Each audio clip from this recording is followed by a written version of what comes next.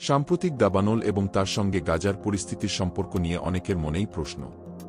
তবে কি গাজাবাসীর আর্তনাদে পুড়ছে যুক্তরাষ্ট্র? গাজায় এখনও থামেনি পশ্চিমাদের বর্বর হত্যাযজ্ঞ। আকাশ থেকে ছোড়া বোমায় ধ্বংস হয়ে গেছে অধিকাংশ গাজা শহর। তবে এসবের প্রতিশোধ যেন নিচ্ছে প্রকৃতি নিজেই।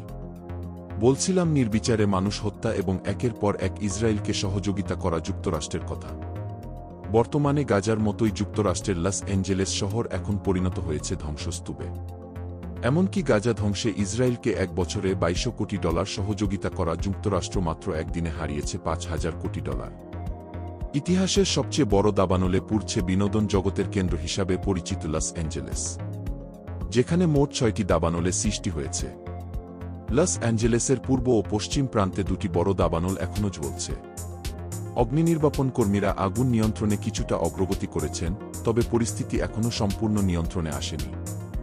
এই দাবানলে এখন পর্যন্ত 10 জনের মৃত্যু হয়েছে এবং 1 লাখেরও বেশি মানুষ ঘরছাড়া হয়েছেন। প্যালিশেডেস অঞ্চলে সবচেয়ে বড় দাবানলটি জ্বলছে, যেখানে 19,000 একর জমি পুড়েছে। পুড়ে যাওয়া পাহাড়ের পাদদেশে বেশিরভাগ আগুন বর্তমানে স্থির অবস্থায় রয়েছে। এদিকে দাবানল এতটা ভয়াবহ হওয়ার পিছনে বিশেষজ্ঞরা জলবায়ু পরিবর্তনকে একটি বিশেষ কারণ হিসেবে গণ্য করছেন। তবে এখনও পুরোপুরি নির্ধারণ করা যায়নি কোন বিশেষ কারণ এর জন্য দায়ী। কেন এত বড় দাবানল এত বৃহৎভাবে ছড়িয়ে পড়েছে, এই প্রশ্নটি বর্তমানে আলোচনার বিষয়। দেশটির কর্তৃপক্ষ জানিয়েছেন দীর্ঘদিন ধরে বৃষ্টি না হওয়া, খরা এবং প্রবল বাতাসের কারণে দাবানল দ্রুত বিস্তার লাভ করছে।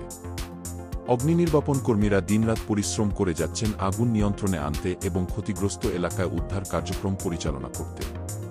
স্থানীয় বাসিন্দাদের নিরাপদ স্থানে সরিয়ে নেওয়া হয়েছে এবং তাদের জন্য অস্থায়ী আশ্রয়ের ব্যবস্থা করা হয়েছে।